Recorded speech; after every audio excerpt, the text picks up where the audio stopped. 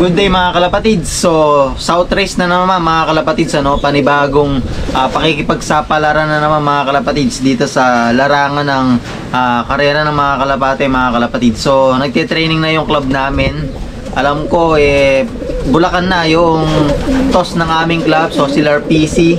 So, yun lang naman yung lalaruan ko dahil yun lang na may binrid ko ngayong season ng South mga kalapatids. So, combine ng MacArthur. So ito yung mga ibon natin mga kalapatids. Kompleto na yung mga pakpak nila mga kalapatids. Ayan o.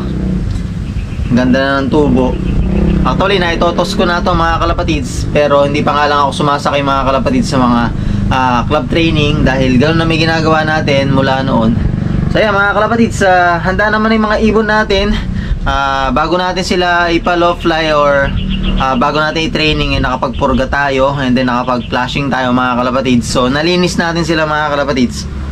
Ayan no. So ano kaya mga kalapatids ang tadhana natin ngayong South Race mga kalapatids. So tingnan natin mga kalapatids kung ano mangyayari. Ayan. Ayan mga kalapatids. Actually ito mga na to, 6 months na to mga kalapatids. Itong mga unang breed ko to Ayan no. Kamukha nung nanay niya. Ayan, kamukha niya yun. Para siyang checkered white flight. Ayan o, na may puti. Pumaparis na nga sila mga kalapatids Paparis-paris na sila. Magkakapatid, nagpaparis-paris na.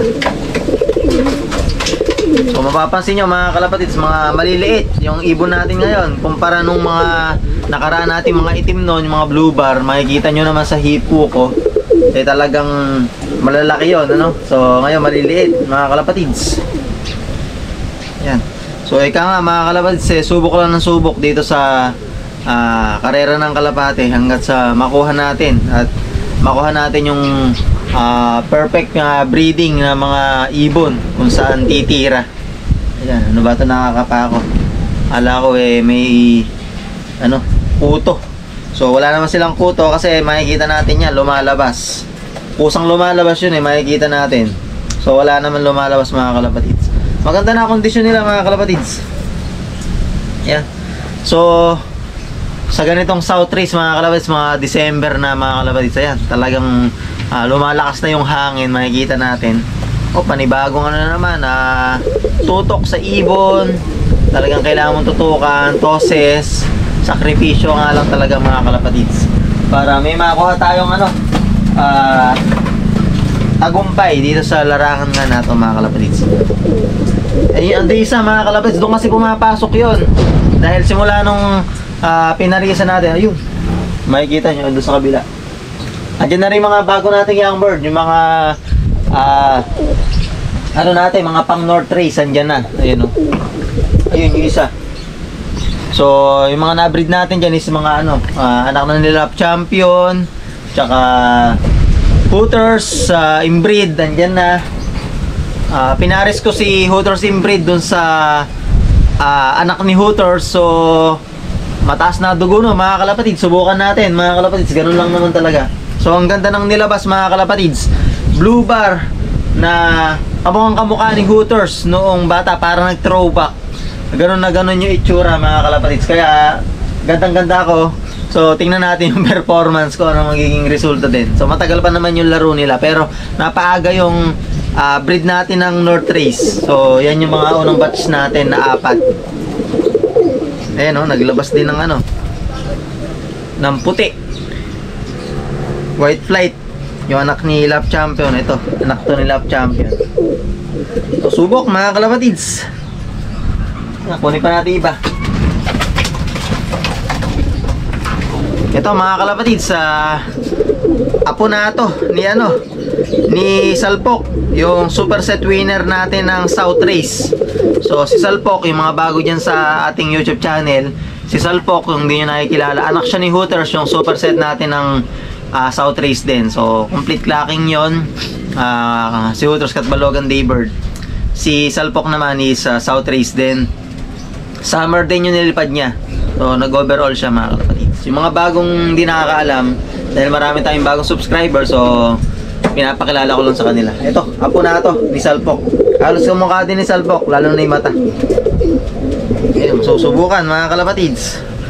Ganito din yung pakpak ni salpok, malalapad. Gusto ko nga rin mga kalapatids sa ibon, malalapad yung pakpak. Ayun, ang ganda ng pagkaka-feathering natin mga kalapatids. Talagang lumabas ng matino yung pakpak. Kasi kalimitan, nangyari na sa akin, habang nakapag-feathering ako, hindi pa patubo pa lang yung yung mga pakpak, nakapagpurga ako. So pagka ganun pala mga kalapatids, nadideform yung pagtubo ng pakpak. So minsan din nakapag-antibiotics ako, malalakas na antibiotics din dahil magte-training na nga. So nakikita ko yung tubo ng pakpak, ang pangit, halos hindi siya hindi siya ganun ka normal na pakpak. Talaga manipis yung pagkakaano niya, tubo. And then makikita mo para siyang paling. Ganun yung nangyayari pagka nagpapa-feathering ka or nagpapatubo ka ng pakpak. Pag nagpurga ka, so parang nagkaka-diferensya mga kalapatids. Ayan, apo ni salpok. Masusubukan mga kalapatids. Halos itong mga ibon natin, except dun sa isa, ayun, old bird na yun old bird na yung ring nun kumbaga, ibig sabihin, yung singsing niya is hindi young bird.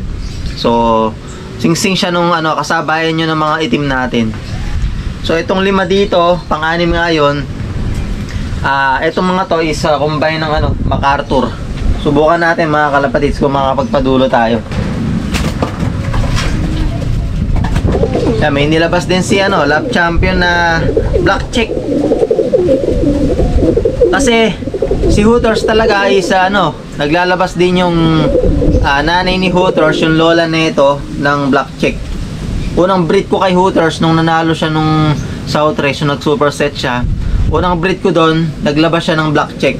So talaga naglalabas ng black check, blue bar na sunog, blue bar, ayan,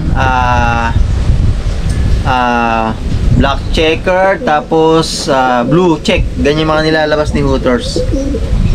Ayan. So dito naman sa mga ibon natin sa baga mga nasubukan na natin yung mga lola nito, lolo. So swerte na lang kailangan natin.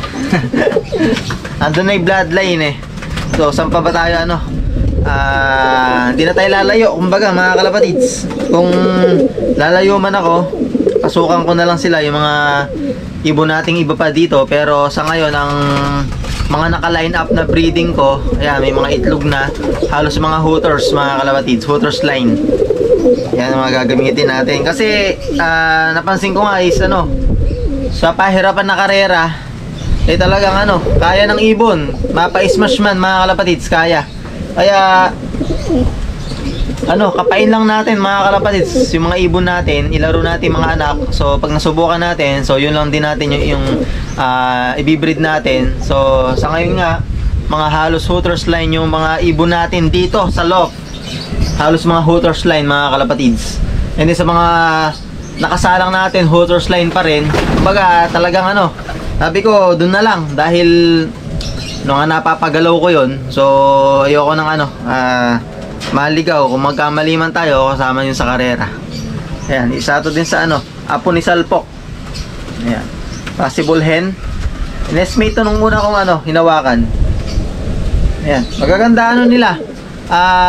Low play nila dito, talagang tumataas, lumalayo. And then pagka pinakawalan ko sila sa Tosco, sa Bulacan, is talagang lumalayo sila, hindi sila papunta rito. Pumupunta pa silang gawing sumasagad sila ng Bulacan. Then malayo nararating nila kasi nakikita ko yung lipad nila mga kalapatids.